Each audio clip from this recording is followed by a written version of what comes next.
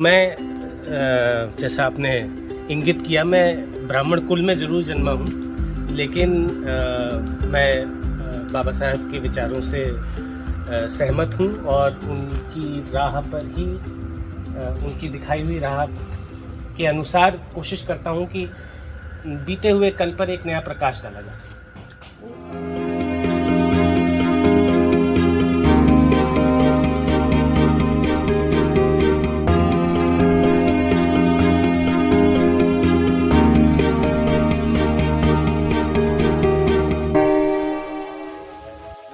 रुपया लेकर जो कमेंट करते हैं और गाली देते हैं मुझे, उनको पता होना चाहिए कि मैं छात्रों के साथ कैसे व्यवहार करता हूँ और कैसे छात्रों को बनाता हूँ। तो 2 रुपया लेकर जो गाली देते हैं ना, कि आप कैसे छात्रों को पढ़ाते होंगे, तो आप तिवारी साहब से मिलवाते हैं।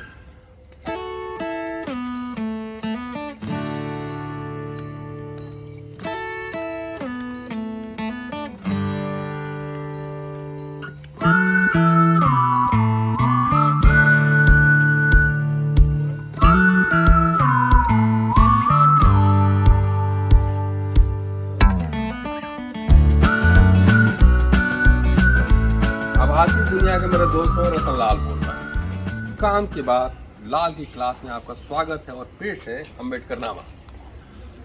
वो जानते हैं, एक अभी IIT प्रोफेसर, BHU, पायल तड़वी, रोहित बुमला, एम्स तमाम भी विवादों में रहा है। एक शिक्षक के लिए सबसे बड़ी सम्मान की बात ये होती है कि जब उसका छात्र इतना बढ़िया काम करे तो शिक्षक छात्रों को कोट करे। आज आपको खास मुलाकात में मिलवाते हैं। मेरे हिंदू कॉलेज में जब आया था, सबसे पुराने छात्र सागर तिवारी, और सागर तिवारी से इसलिए मिलवा रहा हूँ, सबसे पहले जो 2 रुपया लेकर जो कमेंट करते हैं और गाली देते हैं मुझे, उनको पता होना चाहिए कि मैं छात्रों के साथ कैसे व्यवहार करता हूँ और कैसे छात्रों को बनाता हूँ।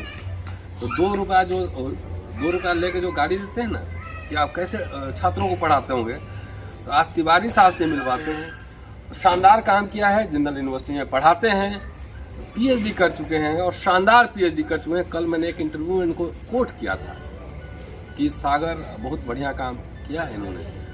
तो सागर, स्वागत है अम्बेडकर नामा में। शुक्रिया सर। और आपने जो राह दिखाई थी कि एकेडमिक्स सिर्फ यूनिवर्सिटी में पढ़ाने की चीज़ नहीं है, उसका आम जीवन में, आम राजनीति में एक सरोकार है, उसकी एक रीडिंग है। वो हमेशा मैं अपने दिमाग में, जहन में रखता हूँ और कुछ ऐसा करने की कोशिश रही है जिससे जो वंचित वर्ग है, और मेरा काम आदिवासियों पे है, तो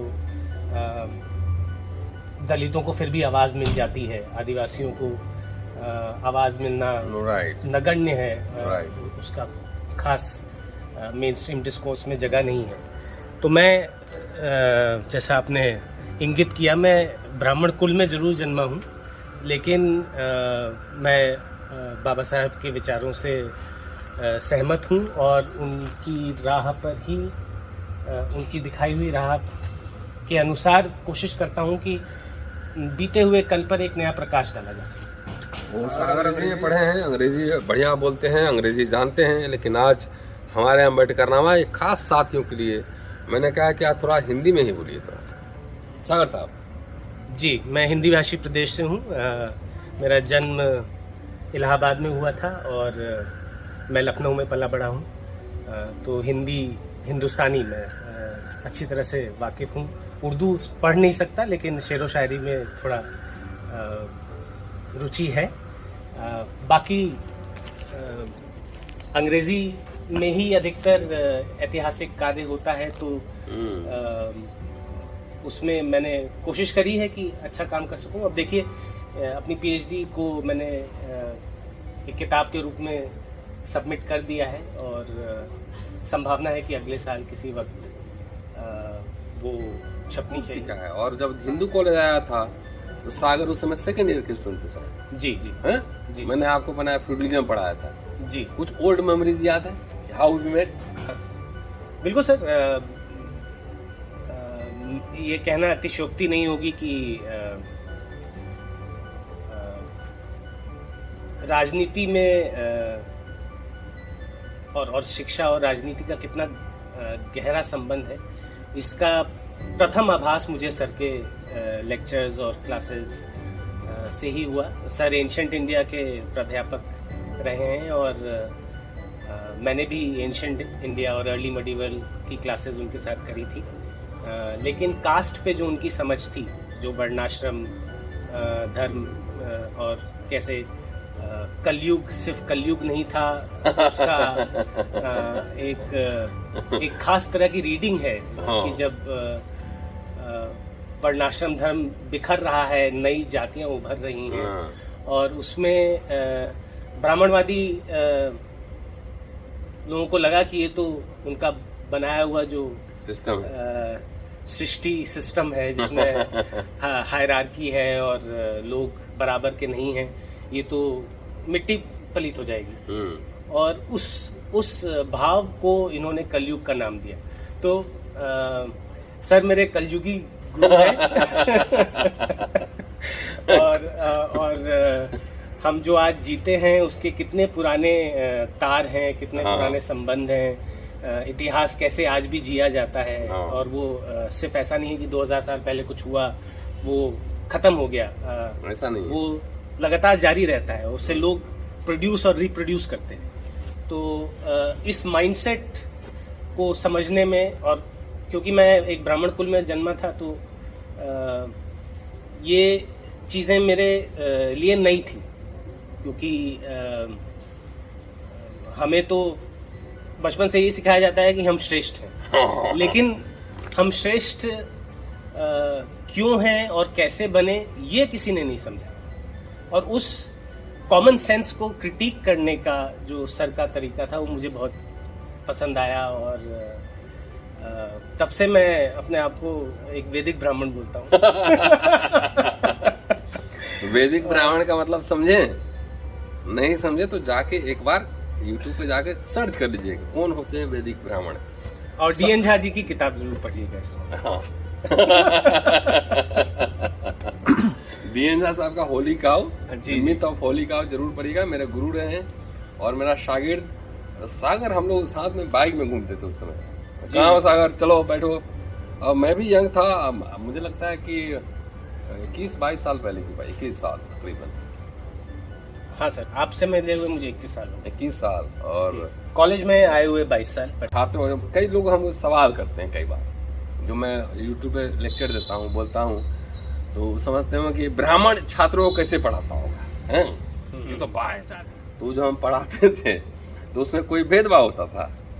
नहीं, बिल्कुल नहीं। और मुझे लगता है कि कक्षा के अंदर जो होता था वो तो एक फॉर्मल सिलेबस आप पढ़ाते हैं, लेकिन जो क्लास के बाहर, जो क्लास के बाहर आप चर्चा करते हैं, जो विमर्श होता है और जिस तरह से बहसा बहसी भी होती है, खूब होती थी तो घंटों और कई बार वो देर शाम रात तक चलती रही हैं। पर उन सबसे एक वो द्वंद्वात्मक सीखते हैं, उसका स्पिरिट था। उसका ये नहीं था कि मैं आपको हरा दूं या आप मुझे हरा दें, उसका ये था कि असल में सच्चाई क्या है, सत्य की खोज और सत्य का एक महत्व उन बहसों से सामने आ। सागर, आप जो भी काम कर रहे हैं बहुत ही गंभीर काम है। ट्राइबल मूवमेंट को लेके आपने PhD थीसिस की है और किताब आपकी आने वाली है और ब्लैक स्वान से आने वाली है, जहाँ तक मुझे पता है। जी हाँ, उन्हीं से आपने क्या उसमें फाइंडिंग्स क्या है, कैसे ट्राइबल मूवमेंट को कैसे देखेंगे आप? सर मेरा काम 1918 से 1950 के बीच स्थित है और अधिकतर लोग जो सोचते हैं कि आदिवासी ट्राइबल पे जो विमर्श था वो घूरिये, GS घूरिये, गोविंद सदाशिव घूरिये और वेरियर एल्विन के बीच का एक द्वंद्व था। मेरे काम से मैं ये आर्ग्यू करता हूँ, ये मेरा तर्क है और आर्गुमेंट है कि घूरिये और एल्विन साहब के बीच में जो द्वंद्व हुआ ये 1943-44 की बात है। और इसको बहुत बढ़ा चढ़ा के लोगों ने प्रस्तुत किया है। असल में उनके बीच में कोई द्वंद्व था ही नहीं। असल में कोई उनके बीच में कर रहे थे नहीं। ये सर एक करीब 25-30 साल पुराना डिस्कोर्स था, जिसकी एक मैच्योर स्टेज उस समय तक आई थी। ओके। और उसमें नेशनलिस्ट पॉइंट ऑफ व्यू को ज़्यादा क्लैरिटी से कहने वाले with a certain theoretical perspective Ghurye साहब बन गए। और जो एंथ्रोपोलॉजी के का पॉइंट ऑफ व्यू था, जो अंग्रेजी ICS ऑफिसर्स जिस मत के थे, वो point of view Verrier Elwin ने कहा। लेकिन अपने आप में जो द्वंद्व था वो मानव शास्त्र की एक जो समझ थी आदिवासियों के प्रति, बनाम राष्ट्रवादियों की जो सोच थी आदिवासियों के प्रति, इन दोनों धुरियों के बीच में एक द्वंद्व था। ओके। और उस पॉलिटिक्स में, उस राजनीति में जो हमारे संविधान में 5वीं और 6वीं अनुसूची के जो क्षेत्र हैं, उनको एक मूर्त रूप मिला।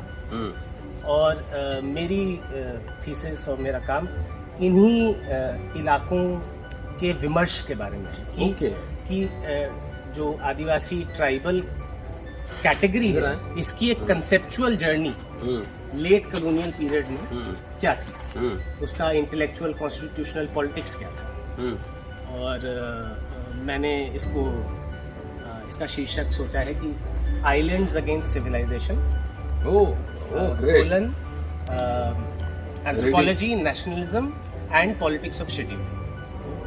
तो ये मेरा काम है। और मैंने आपको लिटरेचर वहाँ कुछ मिला, आदिवासियों का लिटरेचर?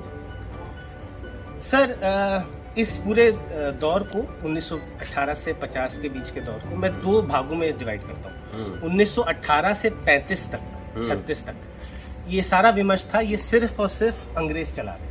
ओके। इसमें राष्ट्रवादियों की बहुत मतलब नाम मात्र उनका भागीदारी थी। लेकिन 35-36 में कुछ ऐसे परिस्थितियां होती हैं जिसकी वजह से इन अनुसूचित क्षेत्रों का दायरा बहुत बढ़ जाता है। ओके। तो उसके बाद राष्ट्रवादियों को लगता है कि इस तरह तो अंग्रेज बहुत बड़ा हिस्सा भारतीय उपमहाद्वीप का अलग कर देंगे, जो रिफॉर्म का दायरा है उससे। तब आदिवासी जो समझ है या वॉइस है वो उभरती है। और सबसे ज्यादा इसमें प्रखर जयपाल सिंह मुंडा साहब, कॉन्स्टिट्यूएंट असेंबली में उनका भाषण। जी। लेकिन मुंडा साहब के बारे में अधिकतर लोग सिर्फ और सिर्फ कॉन्स्टिट्यूएंट असेंबली डिबेट्स तक ही अपनी सीमित। हॉकी के प्लेयर थे वो तो। हाँ बिल्कुल। वो आपने मुझे बताया था वो सबको पता है कि इंडियन हॉकी टीम ने 8 स्वर्ण पदक जीते ओलंपिक्स में आज तक, पर पहला स्वर्ण पदक उनकी कैप्टेंसी में जीता गया। तो एक आदिवासी जो कि खुंटी रांची के पास एक जगह है, वहाँ से आता है, और एक अंग्रेजी पादरी उनको पढ़ाता है और ऑक्सफोर्ड यूनिवर्सिटी तक जाता है। वहाँ पे ICS में प्रोबेशन पे भी जाते हैं। और उसी दौरान अपनी जो उनकी हॉकी की पारंगतता थी उससे वो कैप्टन चुने जाते हैं। फिल्म भी आई थी अक्षय कुमार कुछ कर रहा था। वो तो सर वो बाद की बात आई थी ना, उसमें जयपाल सिंह मुंडा के बाद वो 47 के आसपास का। ओके। वो जो आजकल राष्ट्रवाद के ऊपर जो पूरा जबरदस्ती, अक्षय कुमार जी तो उसमें उस रेस में बहुत आगे है। वो तो हर चीज में कूद जाते हैं। हाँ कूद जाते हैं। तो अभी राम सेतु भी निकालने जा रहे हैं। हम लोग भी चलेंगे उसकी भी एक पॉलिटिक्स है। पर हाँ, मैं आपके प्रश्न का सीधा जवाब ये कि 35-36 तक आदिवासियों का कोई खास भागीदारी नहीं थी। तो मैं इस अपने काम को करते हुए लगातार इस प्रश्न से जूझता रहा कि एक माइनॉरिटी डिस्कोर्स जिसमें एक खुद का एलीट रिप्रेजेंटेटिव नहीं जब होता है, तो उस उस कमी से उस माइनॉरिटी डिस्कोर्स का क्या हश्र होता है, और जब वो उभरता है तब उसमें किस तरह के बदलाव आते हैं। तो ये जो चेंज ओवर है 36-37 के बाद, जब झारखंड में स्पेशली छोटा नागपुर में एक ट्राइबल एलीट एकजुट होता है, लामबंद होता है, यूनाइटेड फ्रंट बनाता है, कोएलिशन बनाता है, और कहता है कि अब हमें आपस के जो हमारी अंदरूनी मतभेद है उन्हें छोड़ के हमें एक नए संगठनात्मक रूप में एकजुट होना है, और तभी हम एक सौदा कर सकते हैं, एक नेगोशिएट कर सकते हैं। बिल्कुल हाँ, डीकू भी एक फैक्टर है। और आप तो बिहार से आते हैं, उस समय आदिवासियों के लिए डीकू बिहारी तो अरे बिहारी बैठे हुए वो। हाँ, वो तो है सर। वो एक आर्ग्यूमेंट ये भी रहा है ना कि छोटा नागपुर झारखंड को बिहारियों ने as a internal colony use किया, क्योंकि रिसोर्सेज तब वहाँ पे थे, और नॉर्थ बिहार की जितनी इकोनॉमी थी। अभी किताब का टाइटल हमने सुन लिया, कब आ रही किताब? अगले साल किसी समय आनी चाहिए। Okay fine. ब्लैक स्वान से किताब आ रही है, हो सकता है कि मैं हेमंत सोरेन से मिलूंगा जी, और इससे पहले अगर किताब मेरे हाथ आएगी तो मैं जाके दे दूंगा। ये बोलूंगा कि वहाँ ट्राइबल स्टडी जो है ना, एक डिपार्टमेंट खोला जाए। और वो है सर, रांची यूनिवर्सिटी में तो है ट्राइबल लैंग्वेजेस का है। लैंग्वेजेस का है ना। जो मैंने काम किया था काशी प्रसाद जायसवाल के 1930 में, वो पटना सीनेट में काशी प्रसाद जायसवाल ये कह रहे थे कि उड़ाव लैंग्वेज होना चाहिए। जी 1930s वो उस समय कह रहे थे। तो मुझे लगता है कि खाली डिपार्टमेंट होने से बात नहीं बनेगी, सीरियस रिसर्च ट्राइबल कल्चर पे होना चाहिए। मैं तो कई बार कह चुका हूँ, घर वापसी। जितने ट्राइबल डेटीज हैं उस सबको हिंदुआइज कर दिया ना। जी। तो मैं कह रहा हूँ सारे, देखिए सबके कुल देवता थे पहले, और सारे देवता थोड़ी ब्राह्मणों के देवता है, नहीं है ना। उसके भाई हड़प्पा सभ्यता में लोग देवता रहता है कि कुल देवता। तो ट्राइबल्स को अब हर वापसी अपने देवताओं की करानी चाहिए। ठीक है ना। मेरा ज्यादा स्टडी नहीं है, आपका ज्यादा स्टडी है, और आप मेरे दोस्त भी हैं, छात्र भी हैं। अच्छा लगा मुझे आपसे बात करके। मुझे भी अच्छा लगा। हाँ, और ये कभी भी जानते हैं शिक्षक के लिए सबसे महत्वपूर्ण होता है तो उसका छात्र जो है, माँ पिता भी जो है ना, कई बार लगता है बेटा नौकरी करेगा तो कुछ पैसे लाएगा, घर बनाएगा। एक शिक्षक जो है ना, वो हर समय लगता है, जो सही शिक्षक है, वो निशा वाला शिक्षक, वो सिंगला नहीं, जो शिक्षक जो है उसको हर समय लगता है मेरा छात्र बेहतर करे, सबसे बेहतर करे। अंगूठा काटने वाला शिक्षक की बात नहीं कर रहा मैं, अंगूठा जोड़ने वाले शिक्षक की बात कर रहा हूँ। शुक्रिया। Keep watching and sharing Amritsar.